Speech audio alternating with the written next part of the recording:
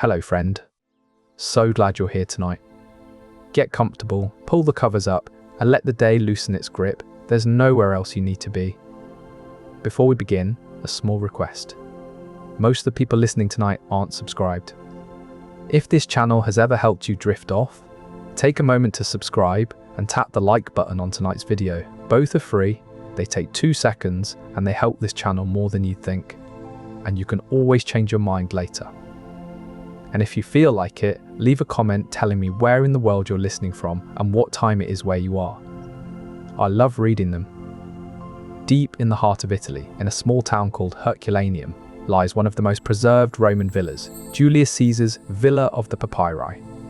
This opulent residence was once home to the most powerful man in Rome, and its lavish amenities reflected the grandeur and complexity of ancient Roman society. The Villa of the Papyri was not just a residence, it was a symbol of Caesar's wealth and status. It boasted an impressive layout, complete with a grand entrance hall, luxurious baths, and an extensive library filled with papyrus scrolls. This villa was not merely a place of comfort, it was also a centre for intellectual pursuits. The library contained scrolls on philosophy, poetry, and other literary works that were highly valued in Roman society. Sadly, the Villa of the Papyri met its demise during the eruption of Mount Vesuvius in 79 AD. Volcanic material buried this once great residence under layers of ash and pumice. Yet even in its destruction, the villa provides a glimpse into the richness of Roman life. The preservation of this site has allowed modern archaeologists to gain unique insights into the daily existence of one of Rome's most influential figures. A statue of Julius Caesar on horseback, known as the Equus Caesaris, stood prominently in front of the temple within his villa. This grand display served as a constant reminder of Caesar's power and military prowess. Rome during the Republic was known as SPQR, Senatus Populusque Romanus, a phrase that underscored the relationship between the Senate and the people of Rome. This period saw struggles for power between patricians and plebeians. Amidst these complex political dynamics, Roman society was marked by its elaborate heating systems in bathhouses, where Romans from all walks of life came to bathe and socialize. Julius Caesar's reforms laid the groundwork for the stability of the Roman Empire. His military conquests expanded the empire dramatically, including territories in Gaul, modern-day France. One more thing before we begin. I'm also a co-founder of a sleep app, built to be the most affordable one out there. No ads, ever. Just sounds and stories made to help you sleep. It may not be released yet as this video goes up, but if you're watching a little later, it might be out by now. Just search for it, it should be easy to find. It works on iPhone, Android, and everything in between.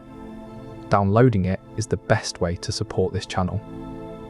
To mark his triumph over Pompey at the Battle of Pharsalus, Julius Caesar commissioned a grand new forum. This was no ordinary plaza. It was to be an architectural declaration of his power and ambition. Named the Forum of Caesar, this magnificent space would become a symbol of Caesar's grandeur and influence. Construction began around 54 BC and was completed in 46 BC, a testament to his determination to leave an indelible mark on Rome's landscape. The Forum of Caesar introduced a new level of opulence and sophistication to the city. It was designed with the finest materials, boasting elegant colonnades and ornate statues. The grand temple at its heart was dedicated to Venus Genetrix, the divine mother of Aeneas, from whom Caesar claimed his lineage descended.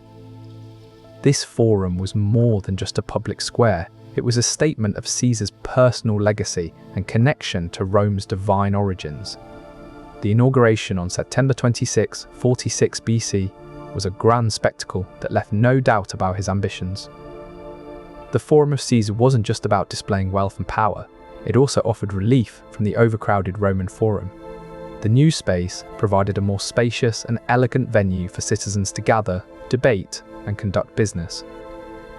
Notably, it featured the impressive street of Argiletum running through its centre, a symbolic connection to Rome's history and Caesar's place within it.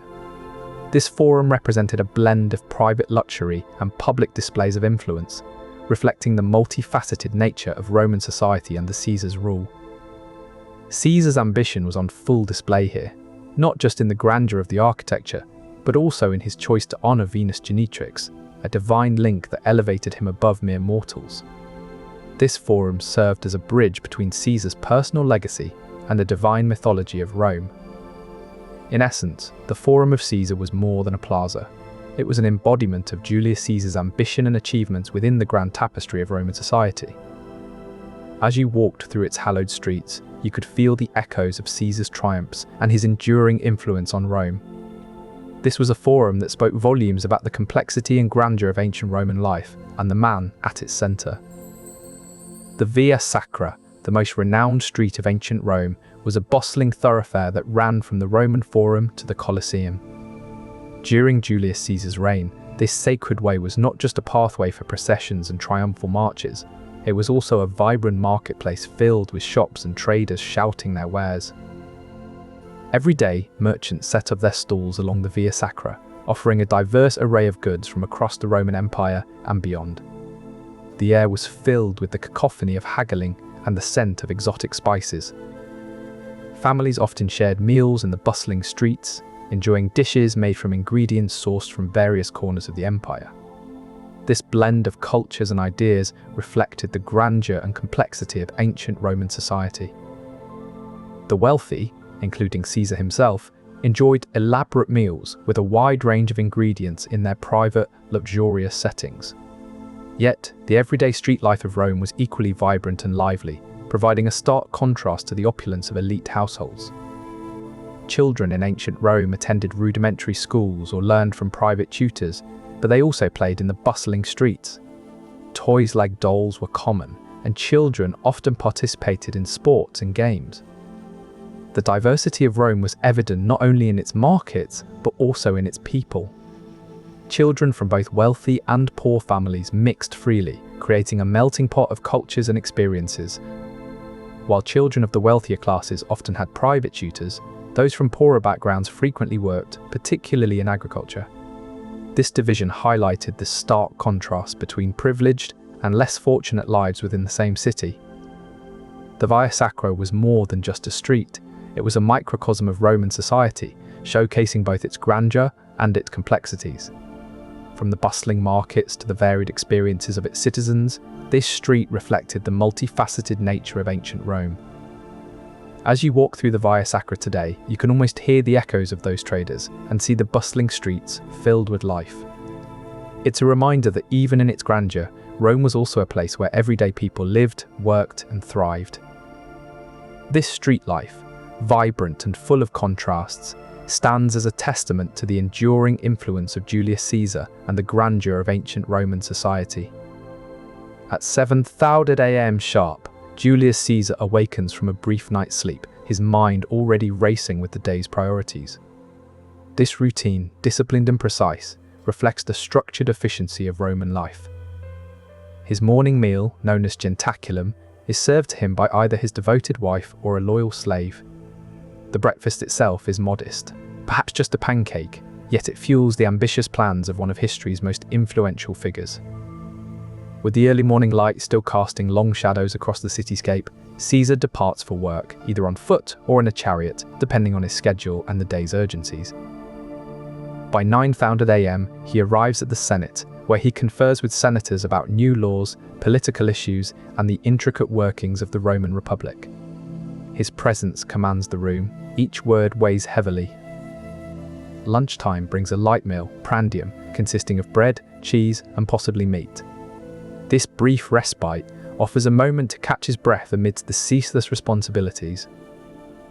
Around 2000 p.m., Caesar retreats from the day's heat and activity. His nap is not a luxury, but a strategic pause, allowing him to recharge before tackling the rest of his tasks. After work, around 4003 p.m., Caesar visits the bathhouse. Here, he not only cleanses his body, but also exercises, maintaining the legendary discipline that inspires others to adopt his routine. As night falls, Caesar's routine slows, but never ceases. He reviews documents and letters, each one shaping the vast empire he is building with unyielding resolve. This day in the life of Julius Caesar, amidst the grandeur and complexity of ancient Roman society, illustrates a personal routine as ordered and purposeful as the empire he is constructing. One of his most enduring legacies is the Julian calendar, which he introduced to align Rome with the solar year. Before Caesar's reforms, the Roman calendar was a complex system governed by priests known as pontiffs. The Julian calendar, named after Julius himself, marked a significant shift in how time was measured. It realigned the Roman year to the solar cycle, ensuring that every year consisted of 365 days and a quarter day. This adjustment meant Romans no longer had to deal with months being out of sync with the seasons. The new calendar was so accurate that it is still used as a base for many modern calendars. In fact, the Gregorian calendar, which we use today, is merely an adjustment of Caesar's original Julian calendar. The influence of Julius Caesar's innovations can still be felt in our daily lives. He had made his way to Pompey's theatre, where the Senate gathered that day. But as he entered the building, a senator named Tullius Cimber approached him. Cimber attempted to present Caesar with a petition, but it was a ruse to lure him closer. The dictator refused the paper, uttering the now famous phrase, "Not through me, my good fellow."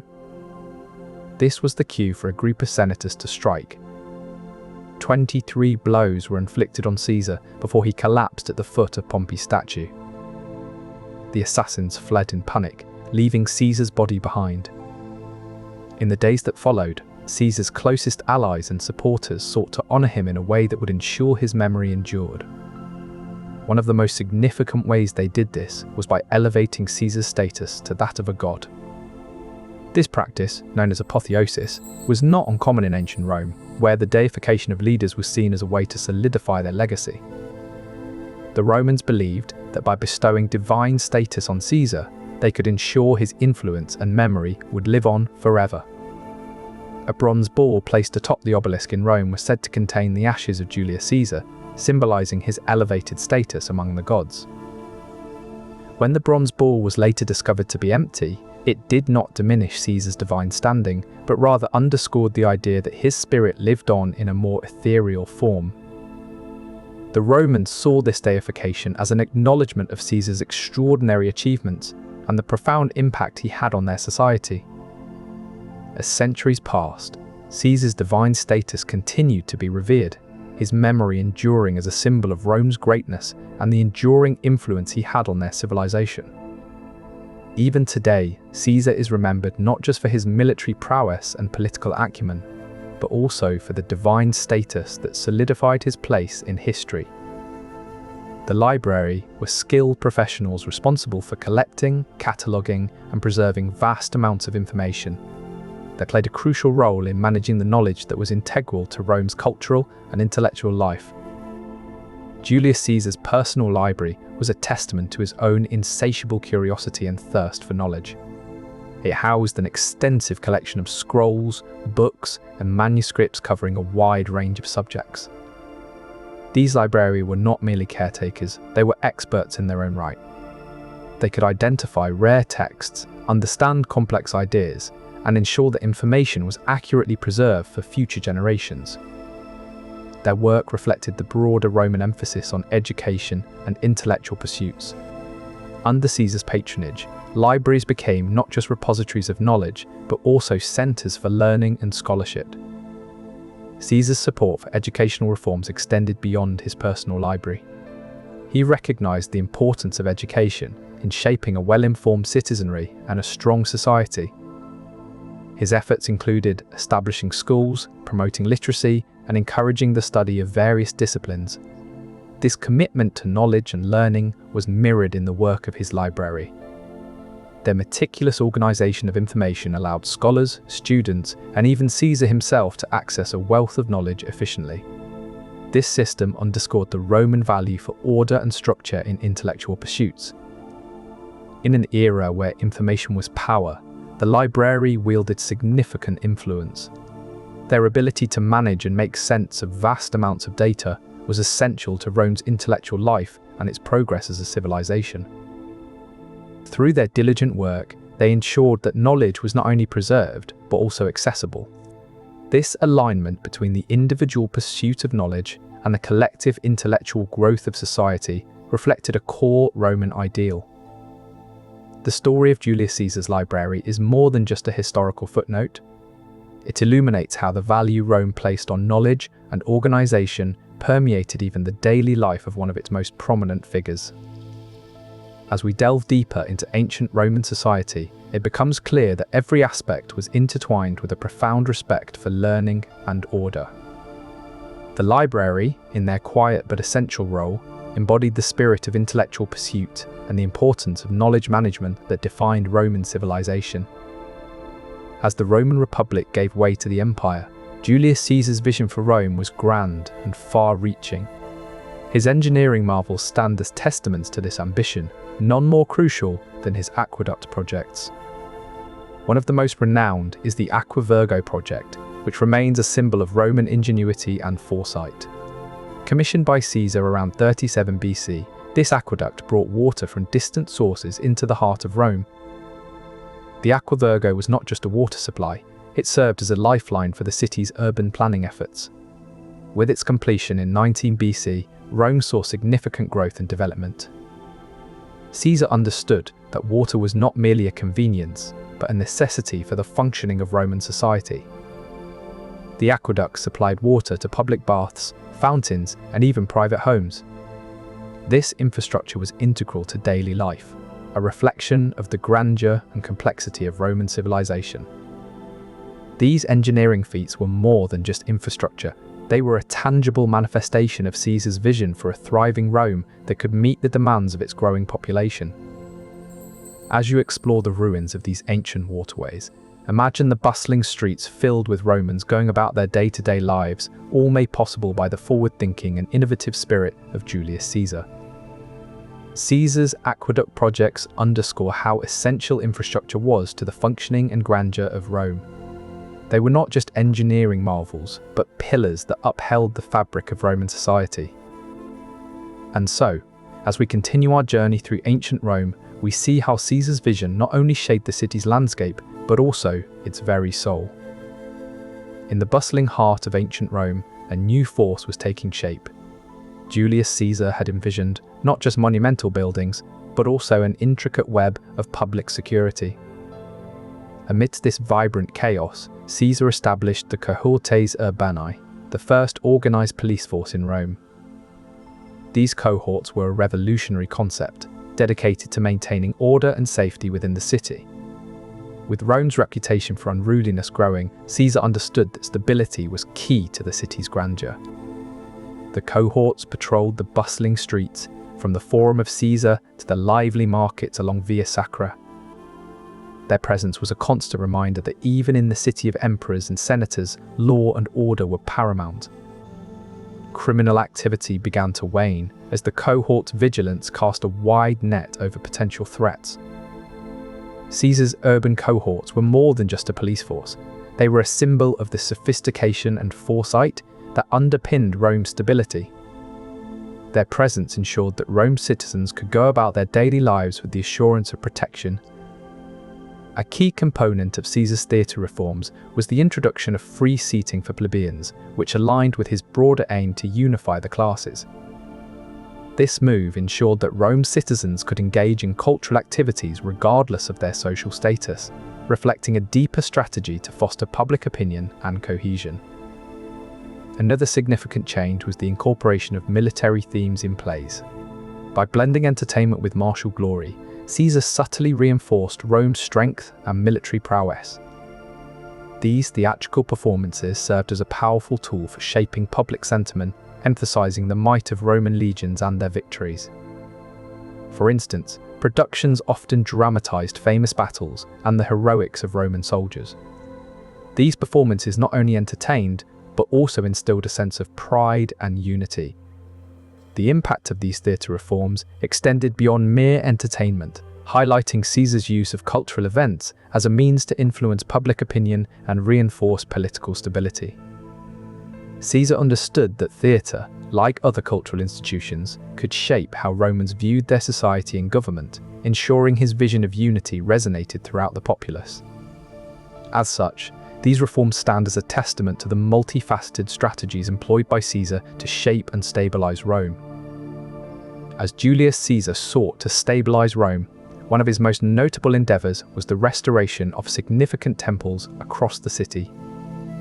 Among these restorations was the Temple of Venus Genetrix, which Caesar inaugurated in September 26, 46 BC.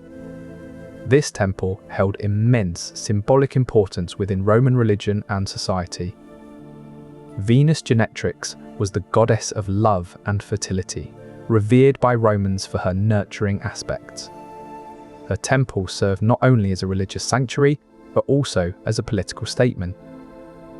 By restoring this temple, Caesar aligned himself with the divine, reinforcing his image as a benevolent leader and a champion of Roman values. It was a strategic move to garner support from the populace. Moreover, the Forum of Caesar, where the temple stood, became a hub for political and judicial activities. The temple's presence within this forum underscored the intricate interplay between religion and state functions in ancient Rome. The temple restorations initiated by Caesar thus mirrored the grandeur and complexity of ancient Roman society, where religious devotion and political power were intricately woven together. For Romans, these temples were not just places of worship. They embodied the very essence of their society's values and ideals. They served as a visual testament to Caesar's vision for Rome, a vision that sought to blend divine favor with political stability. In this way, the temple restorations not only beautified the city, but also reinforced the idea of a divine mandate behind Caesar's rule, a powerful narrative that resonated deeply with his people. As we delve deeper, it becomes clear that these restorations were more than just architectural endeavors. They were a statement of Caesar's ambition to create a harmonious blend between the spiritual and the political in Rome. This interplay reveals the sophisticated nature of Roman society, where religious practices and political maneuvers were seamlessly integrated to maintain order and inspire loyalty. The Temple of Venus Genetrix stands as a poignant example of this intricate weave, embodying the essence of Roman belief systems and political strategies that Caesar masterfully employed to shape his empire. By understanding these restorations, we gain insights into the multifaceted strategies Caesar used to stabilize and elevate Rome's strategies that blended divine favor with political acumen in a way that resonated deeply with the Roman people. And as we close this chapter, we are reminded of how Caesar's architectural legacies continue to speak volumes about the intricate tapestry of power and devotion that defined ancient Roman society. In the heart of ancient Rome, the city's lifeline, the Tiber River, posed a significant challenge to its inhabitants. Despite its vital role in sustaining life and commerce, the river also divided the city into two unequal halves. To bridge this divide, Julius Caesar undertook ambitious infrastructure projects that would forever change the face of Rome. Caesar's most renowned construction was the Pons Fabricius, an architectural marvel designed to facilitate the movement of people and goods between the two sides of the city. Constructed around 62 BC, this bridge stood as a testament to Caesar's vision of a connected Rome. The Pons Fabricius was not merely a means for crossing the Tiber, it served as a critical conduit for trade and military movement. Its strategic placement allowed for swift passage between important districts, enhancing Rome's logistical efficiency and operational prowess. Moreover, the bridge held symbolic significance, embodying the idea of crossing from one world to another, a potent metaphor in a culture where boundaries carried profound meaning. The act of traversing the Tiber became an emblematic journey from the old Roman world to the new. Julius Caesar's infrastructure projects extended beyond just bridges, incorporating other notable structures designed to enhance connectivity and fortify Rome's network of roads. These undertakings reflected a broader vision of urban planning that emphasized interconnectedness as the cornerstone of Roman society.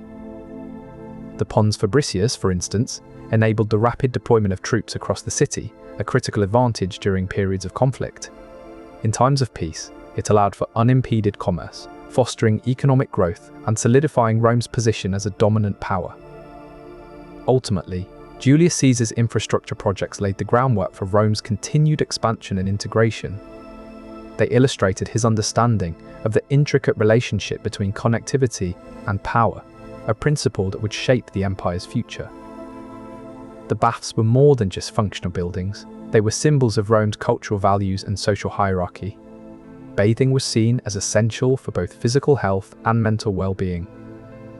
For Romans, the act of bathing carried a deeper meaning.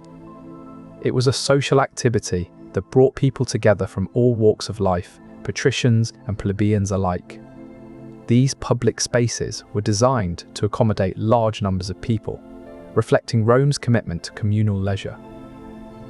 The investment in bathhouses also had a practical side. It improved the overall health of the Roman populace.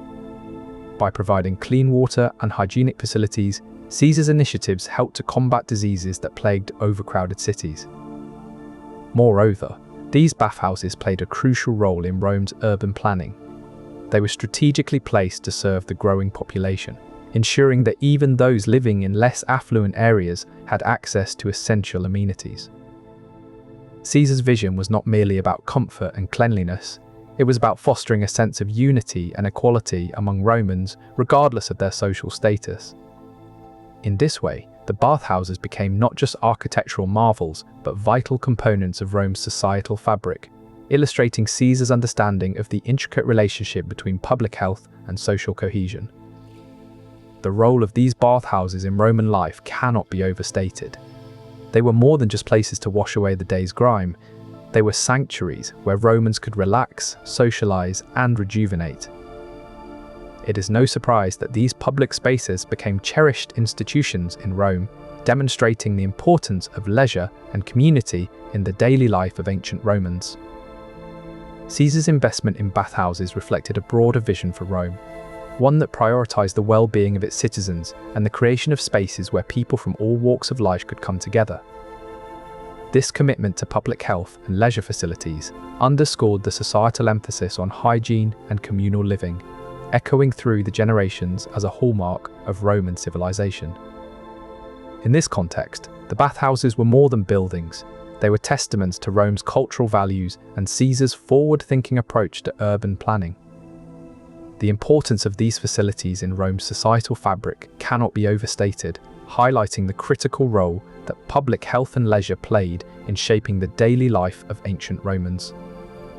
Caesar's leadership extended beyond military victories and political reforms.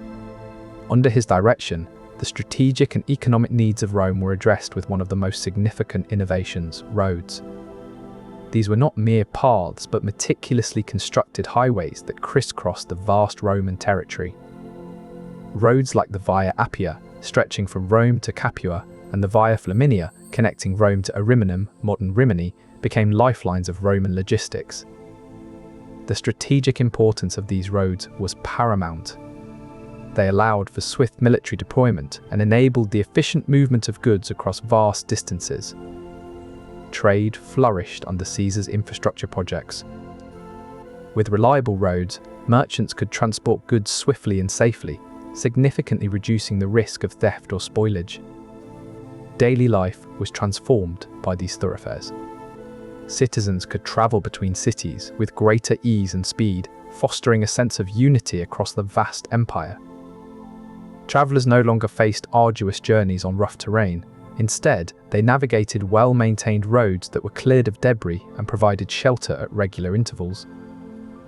These roads, symbolizing Rome's engineering prowess and strategic foresight, underscored the critical role of infrastructure in maintaining Rome's grandeur and expanding its influence.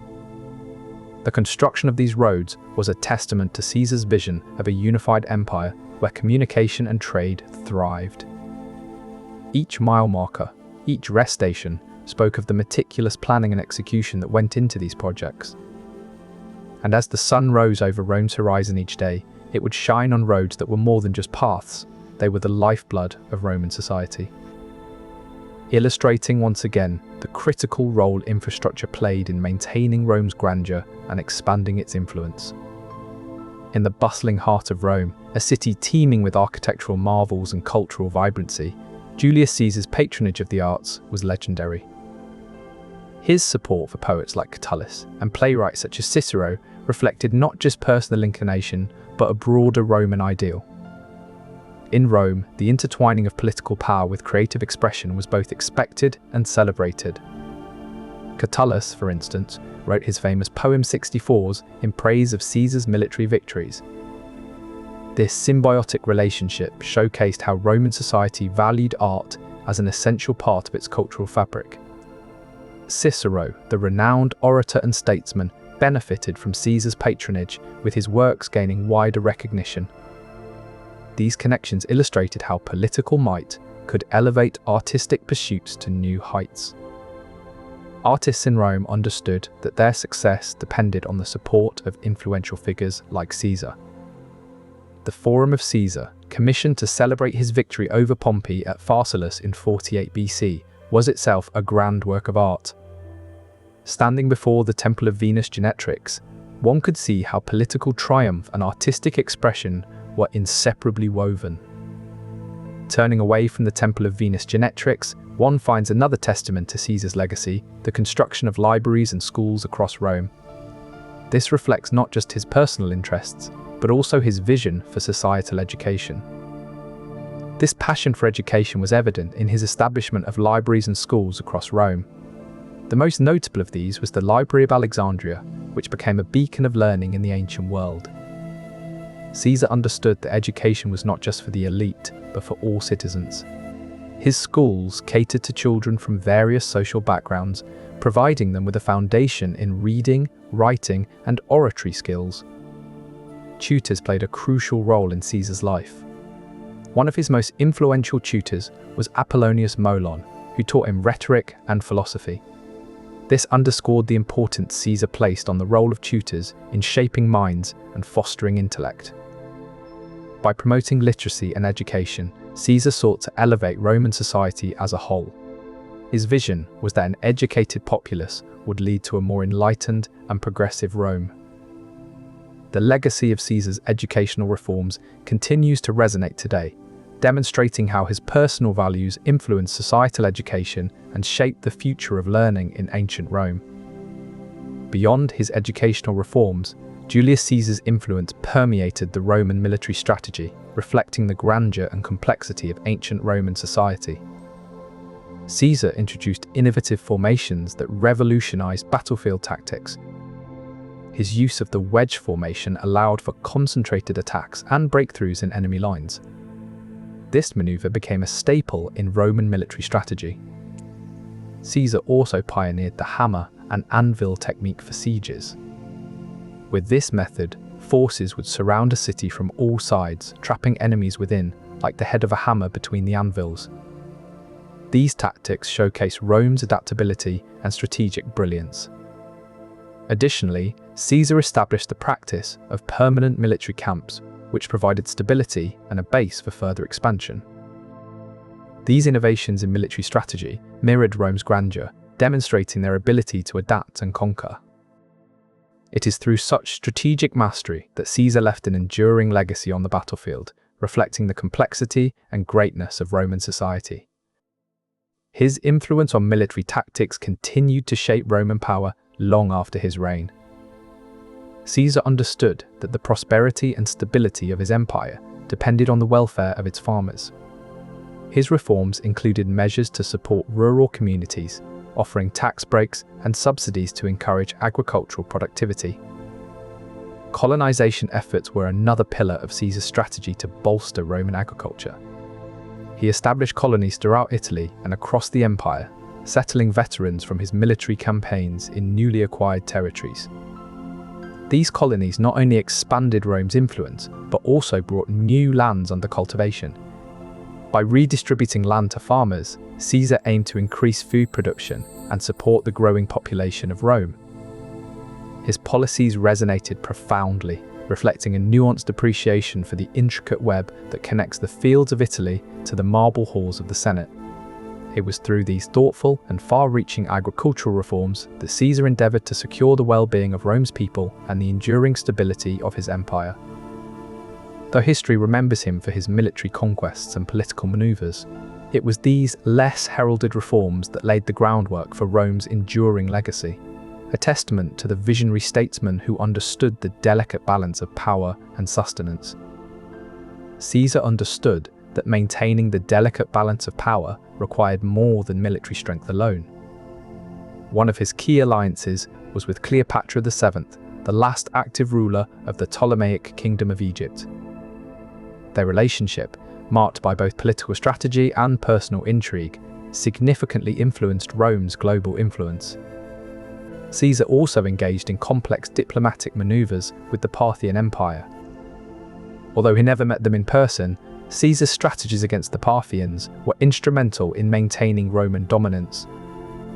They acted as the eyes and ears of Rome in foreign lands, gathering critical information and facilitating trade. Their reports were invaluable for shaping Caesar's foreign policy and ensuring the stability of his empire. Under Caesar's leadership, Rome's international influence reached unprecedented heights. His vision of a unified world order, facilitated by strategic alliances and diplomatic acumen, left an enduring legacy. The intricate web of relations Caesar wove reflected the grandeur and complexity of ancient Roman society. His example highlights Rome's unique capacity to blend power with diplomacy in shaping the world. In 46 BC, Julius Caesar unveiled a monumental project that forever changed Rome's economic landscape, the Forum of Caesar. This grand complex was designed not just to showcase his military triumphs, but also to address the city's urgent needs and revitalize its economy. This standardization made trade easier and more predictable, boosting economic activity both within Rome and with its far-flung provinces. Caesar also implemented new taxation policies to ensure a steady flow of revenue for his public works projects. These taxes were levied equitably across the populace, ensuring that Rome's growing wealth was distributed to support its grandeur. This temple was a symbolic cornerstone of Caesar's economic policies. It showed the world Rome's wealth and stability under his leadership. But Caesar's policies also had a deeper human impact. The Forum of Caesar provided jobs for thousands of workers, from stonemasons to sculptors, boosting the economy from the ground up. Each stone laid, each statue carved, was a testament to Rome's thriving economy and Caesar's visionary leadership. As the Forum took shape, so did Rome's economic foundations, stronger, more integrated, and poised to support centuries of grandeur. Caesar's economic policies were not mere bureaucratic moves. They laid the groundwork for Rome's enduring legacy of power and prosperity. Beyond his economic policies, Julius Caesar left an indelible mark on Roman society through his legal reforms. The Roman Forum, once a bustling hub of activity and commerce, had grown overcrowded by the time Caesar began his reign. In 54 BC, Caesar embarked on a project that would alleviate this overcrowding, the construction of the Forum of Caesar. At its center stood the magnificent Temple of Venus Genetrix, celebrating Caesar's victory over Pompey at the Battle of Pharsalus. But the Forum of Caesar was more than just a grand monument. It signified a radical shift in Rome's legal landscape. Caesar, realizing that the Roman legal system needed modernization, set out to codify the laws and create new courts. He introduced a comprehensive system of law codes, making it easier for citizens to understand their rights and responsibilities. New courts were established to handle the increased caseloads efficiently, ensuring that justice was swiftly served. Crucially, Caesar also appointed legal advisors to assist the Senate and magistrates in navigating this new legal framework. These advisors were crucial in maintaining the balance between the executive and judicial branches, ensuring that laws were interpreted fairly. By professionalizing legal counsel, Caesar not only streamlined Rome's governance, but also laid the groundwork for future legal systems. The legacy of Caesar's reforms can still be seen today in the intricate workings of modern legal frameworks. As you walk through the Forum of Caesar, each monument echoes a profound change that shaped Rome's governance and justice system. This temple was more than just a monument to his triumphs. It symbolized his vision for a more inclusive society. It was a testament to his belief that every Roman deserved a better life, regardless of their social status or wealth. But Caesar's initiatives went beyond symbolic gestures. He implemented several programs designed to alleviate the suffering of Rome's poorer citizens. One of his most significant undertakings was the construction of public housing projects, aimed at providing decent living conditions for those in need. These housing projects were not mere shelters.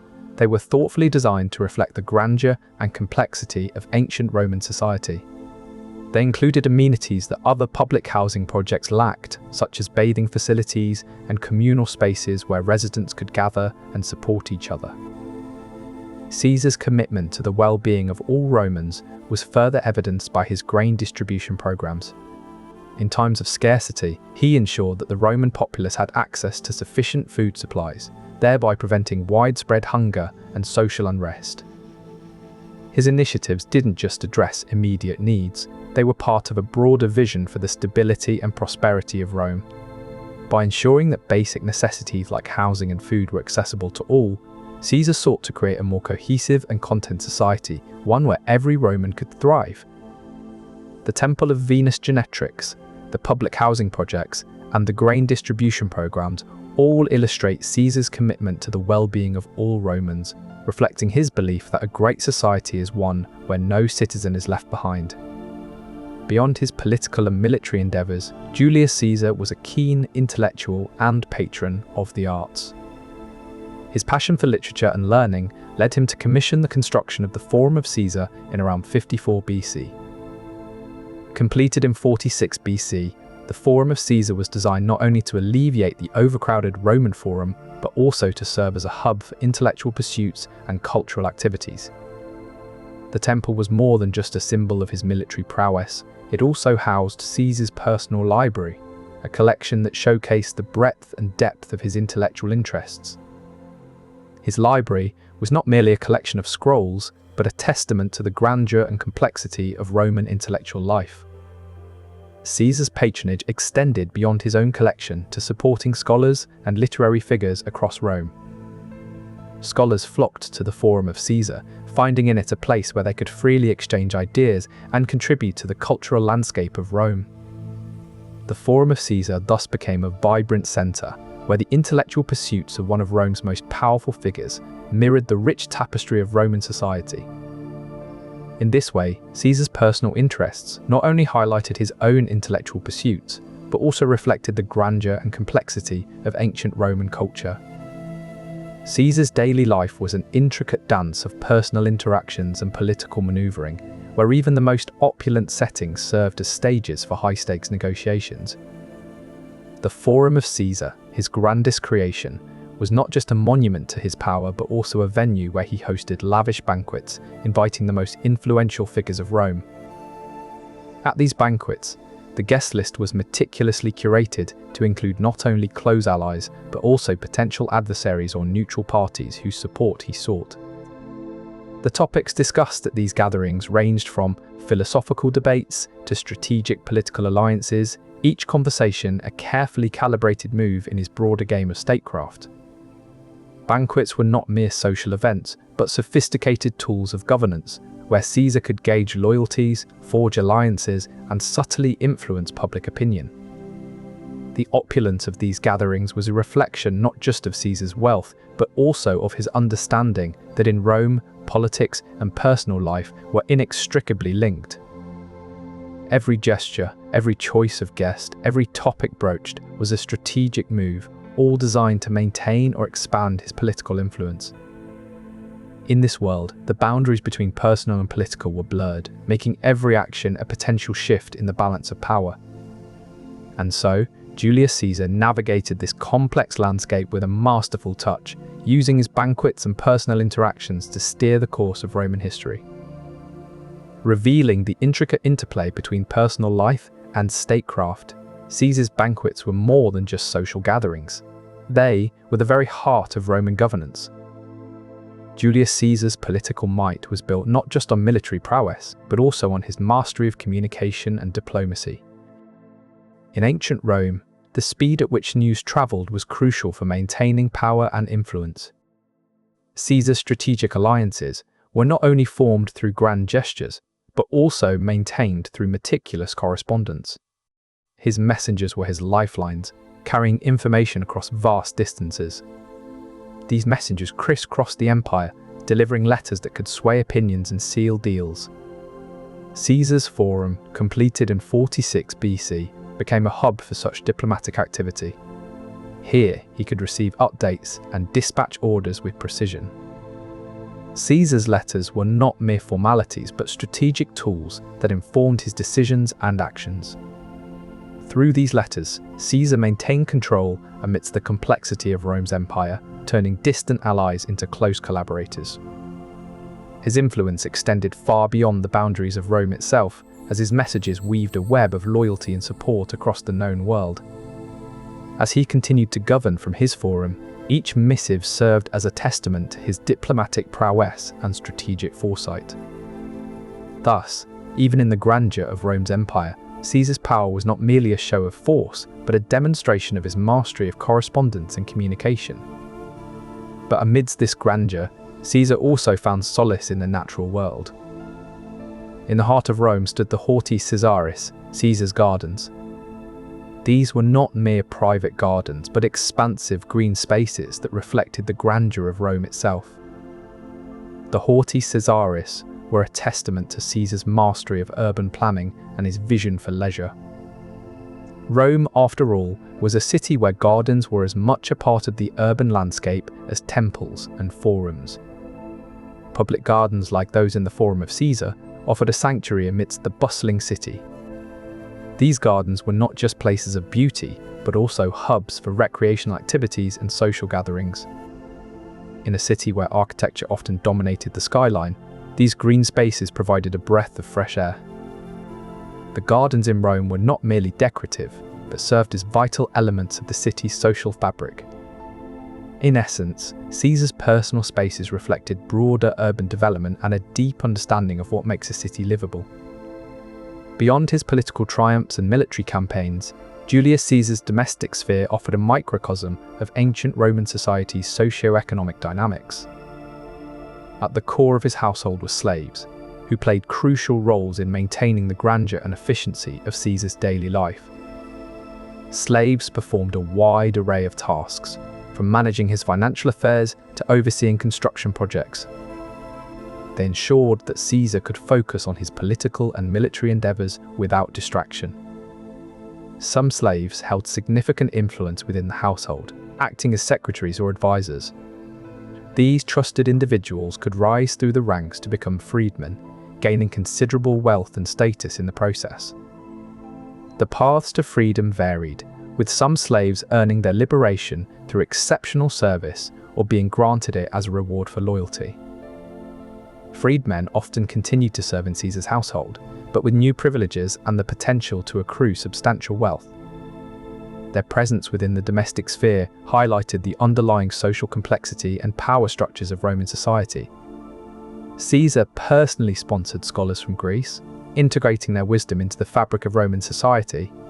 This patronage was not just an act of generosity, but a strategic move to enrich Rome's intellectual landscape. The Forum of Caesar itself was designed with Greek architectural principles in mind, blending Roman grandeur with Hellenistic elegance. This fusion reflected the broader influence of Greek culture on Roman society. Caesar's personal library was said to contain thousands of scrolls, many of which were worked by prominent Greek philosophers and historians. This collection underscored his deep interest in the intellectual traditions of Greece. Beyond his personal interests, Caesar's sponsorship of Greek scholars and artisans had a tangible impact on Roman culture. The integration of Greek philosophy and learning helped to refine Roman thought and expand the horizons of Roman intellectuals. In essence, Caesar's support for Greek arts and philosophy was not just about personal enrichment, but also about elevating Roman society by incorporating diverse cultures. This cultural fusion was evident in the daily lives of Romans, from the markets that sold Greek wares to the scholarly debates that echoed in the forum's halls. By embracing and incorporating Greek culture, Caesar helped create a more nuanced, more intellectually rich Rome.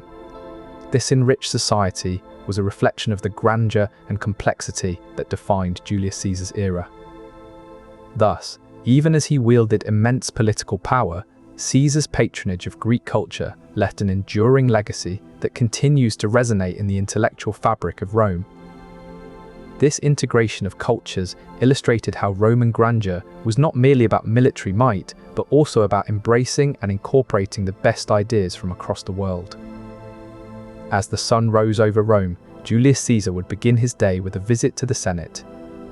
Here, in the heart of the city's political life, he would confer with senators about new laws and pressing issues. Caesar's legendary discipline and unwavering work ethic were evident in his meticulous preparation for each session. He would arrive around 9,000 AM, ready to engage with the Senate.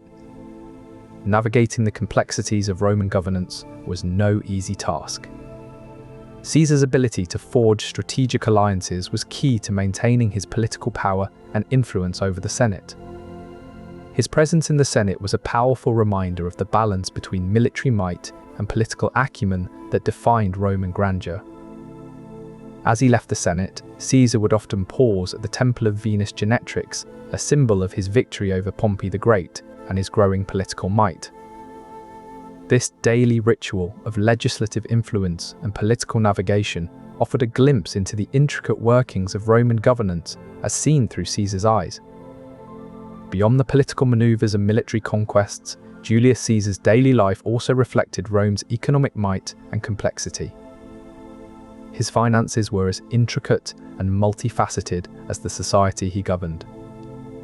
Caesar's income came from various sources, including his military campaigns, which brought in vast amounts of wealth through plunder and ransoms.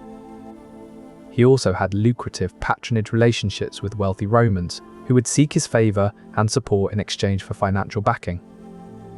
But Caesar's expenses were equally substantial. Maintaining his lavish lifestyle, supporting his family, and funding his political ambitions required significant outlay. This grand project was a symbol of his power and influence, demonstrating both his financial acumen and the vast resources at his disposal. His legendary discipline extended to his financial management as well. Caesar's meticulous handling of money reflected Rome's economic prowess and the importance of fiscal responsibility in a society where wealth was a key indicator of status and power. This financial acumen mirrored Rome's economic might, demonstrating how Caesar's daily life intersected with the grandeur and complexity of ancient Roman society. As he navigated the political landscape, his financial decisions echoed the broader economic dynamics of the Republic. As Caesar navigated the political landscape, his personal life reflected an intriguing blend of Stoic and Epicurean philosophies. Stoicism emphasized duty and self-discipline, values Caesar embodied in his legendary work ethic. His daily routine, which began at dawn and continued through the night, was a testament to this Stoic dedication.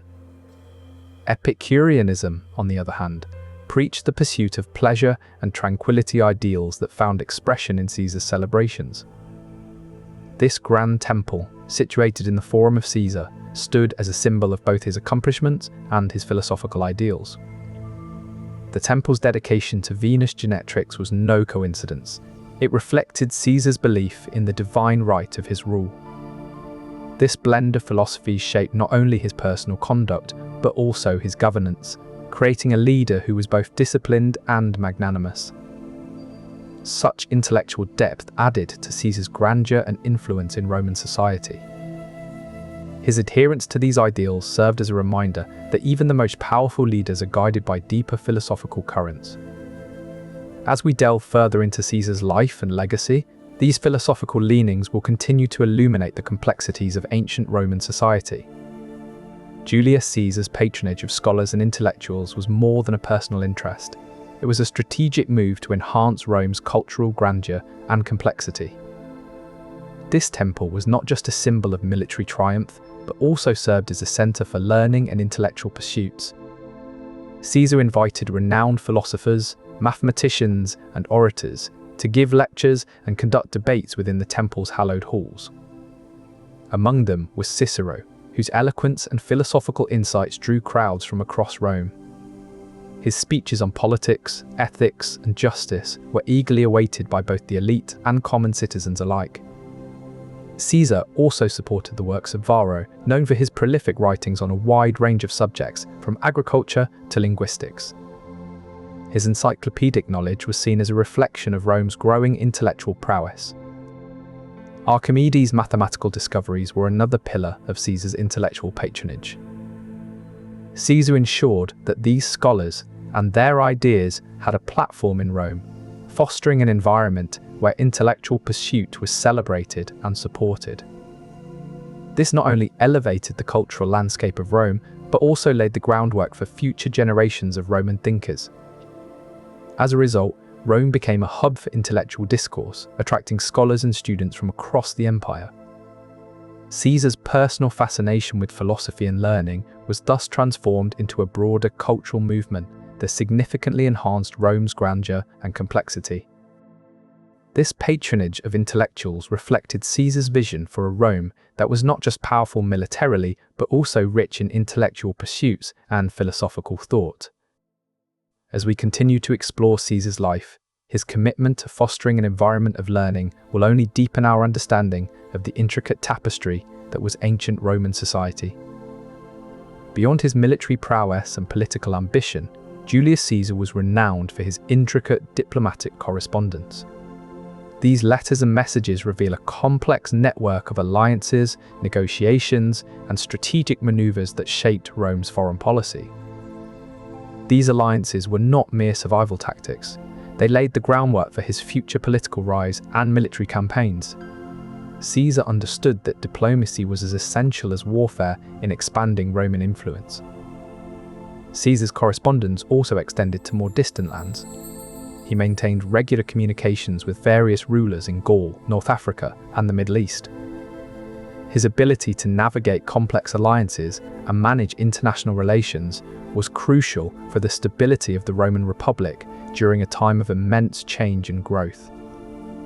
Caesar's correspondence reflected his understanding that Rome's grandeur could not be maintained by military might alone, but required intricate diplomatic strategies. Through these letters and messages, we can see the complexity of Roman society's interactions with other powers, a tapestry woven by Caesar's diplomatic prowess. Medical care was no small matter in ancient Rome, especially for a figure like Julius Caesar. Physicians in Rome held significant status and influence, often serving as advisors to the ruling class.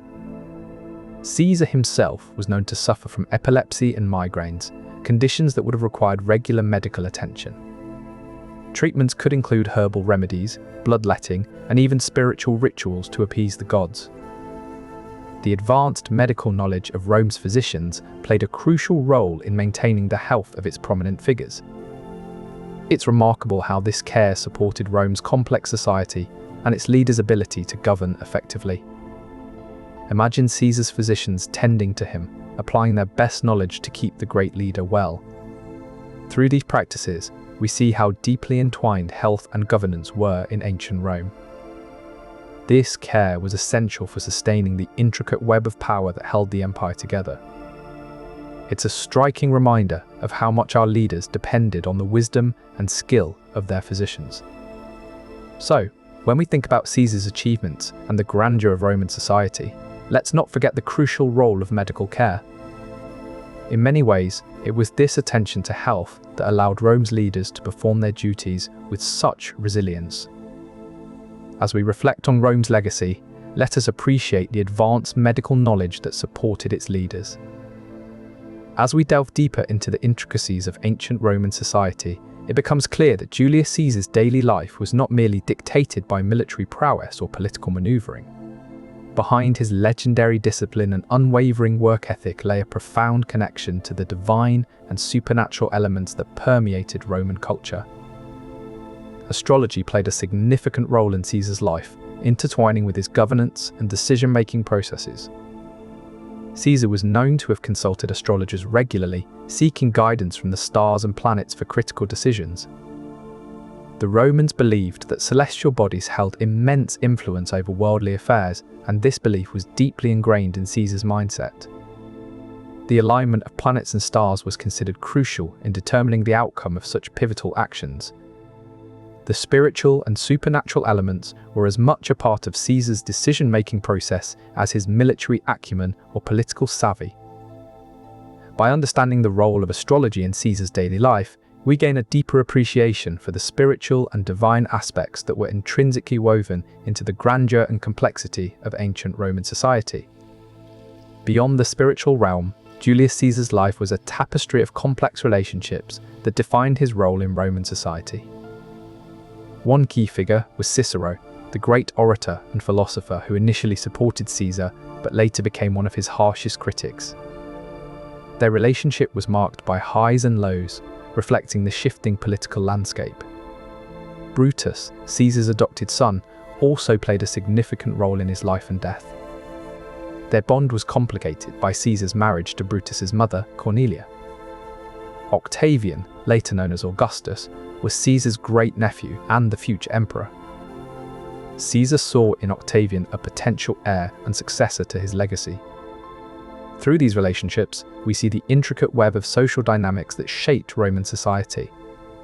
Each figure brought their own ambitions and loyalties to the table, making Caesar's life a constant negotiation. Ultimately, these relationships shaped not just Caesar's personal story, but the entire course of Roman history. Caesar's death at the hands of Brutus and other senators was a poignant moment that revealed the deep-seated political tensions within Rome. Through it all, Caesar's relationships underscored the grandeur and complexity of ancient Roman society. The Temple of Venus Genetrix, completed in 46 BC, stood as a testament to Caesar's vision for Rome's grandeur. Its magnificent architecture and artistic commissions highlighted the sophistication of Roman society under Caesar's influence. Beyond the Forum, Caesar commissioned public artworks that celebrated Rome's history and mythology. These commissions not only beautified the city, but also served as a symbol of Rome's cultural richness. Its presence reminded citizens and visitors alike of Caesar's accomplishments and his unwavering support for the arts. Through these artistic commissions, Caesar demonstrated that Rome's grandeur extended beyond military might to include cultural refinement. His patronage of the arts elevated Rome to a new level of sophistication and elegance. Caesar's support for artistic endeavors underscored the complexity and depth of ancient Roman society. As we see through his commissions, Rome was not just a city of power, but also a hub of cultural brilliance. Caesar's daily life was not just a sequence of political maneuvers and military campaigns, but also deeply rooted in the religious practices that structured ancient Roman society. Rome was known for its complex blend of religions, with Caesar often participating in both private devotions and public rituals. One of his most significant personal devotions was his commitment to the goddess Venus Genetrix. In 46 BC, Caesar celebrated his victory over Pompey with the construction of a magnificent temple dedicated to her in the Forum of Caesar.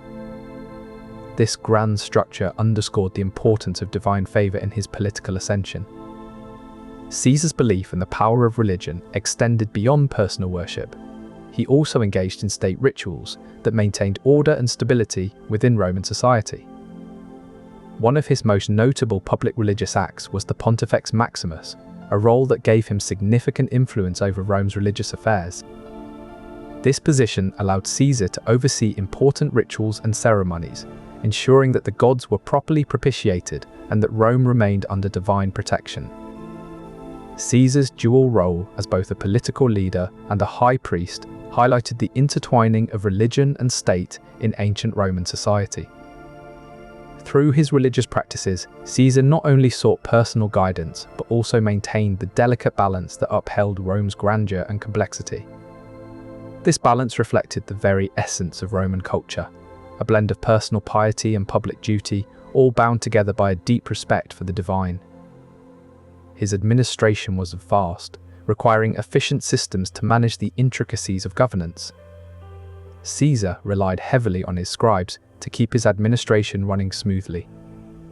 These scribes held a multitude of roles, one of the most critical being taking dictations from Caesar himself. Scribes had to be meticulous and quick. They were expected to capture the essence of his thoughts without missing a beat or a word. These dictations would then be turned into official correspondence, memos, and decrees that Caesar could review and sign off on. The role of scribes went beyond just recording his words. they managed the vast amount of correspondence coming into the administration. Sorting through letters from senators, allies, and even enemies required a keen eye for detail and an understanding of Roman politics. Scribes ensured that important messages reached Caesar promptly, while less critical communications were logged away for future reference. Maintaining accurate records was another crucial task. Scribes kept meticulous logs of all activities and decisions made within the administration. These records were not only used to track past actions, but also provided a basis for future policies and strategies. The complexity of Caesar's daily life was mirrored in the intricate workings of his administration, all managed with remarkable efficiency by his scribes. Crassus, a wealthy and influential figure, saw in Caesar the potential to be a powerful ally. Their bond was instrumental in navigating Rome's complex political landscape. Servilia, mother of Brutus and lover of Caesar, played a significant role in his life.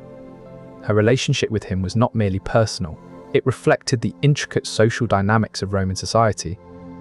Servilia's political influence and her support for Caesar were crucial in his rise to power. Their liaison was a strategic alliance that served both their interests. Calpurnia, Caesar's wife and daughter of Lucius Calpurnius Piso Sessioninus, was another key figure in his life. Through her marriage to Caesar, Calpurnia gained considerable status and influence, further illustrating the interconnectedness of Roman society's political and personal spheres. Cleopatra, the last pharaoh of ancient Egypt, engaged in a complex relationship with Caesar that had profound implications for both their realms. Caesar's relationship with Cleopatra was not merely romantic, it was a strategic alliance aimed at strengthening Rome's influence in the East. Through these relationships, Caesar navigated the complexities of Roman society with remarkable finesse, reflecting the grandeur and intricate workings of his administration.